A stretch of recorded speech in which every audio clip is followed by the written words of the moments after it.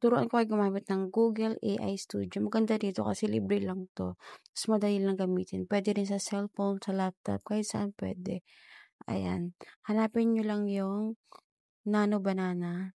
Ayun yung ginagamit ko. 'Pag sa picture, 'pag may video din pero hanggang 10 lang kasi. Tapos ayan, Nano Banana, ayan. Hanap ako ng picture na papalitan ko yung background.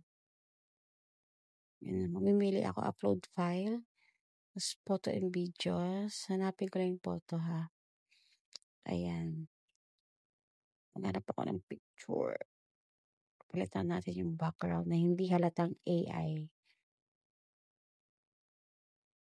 Bagal ko maghanap, no? Ayan. Click lang, and then acknowledge lang. Bagal, be. Isip pa ako, be. Acknowledge lang. And then, ita-type mo lang kung anong lalagay mo. Pwede rin kayo sa GPT, mag-search kayo, mag-ano kayo ng prompt doon. Pero ako, ito na lang nalagay ko, change the background. Clean and classy. Nag-isip pa. Tapos ganyan, diba? Tapos, mga ilang minutes lang yan. 1 minute lang ata yan eh. Lalabas din agad yan. Wait mo lang.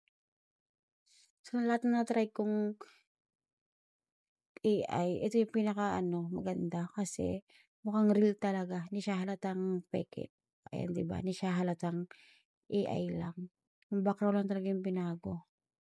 Same na same yung katawan, diba? Kaya kung ako sa'yo, try nyo na yan. Madali lang naman. Okay, please subscribe my channel. Please subscribe nyo naman po ako.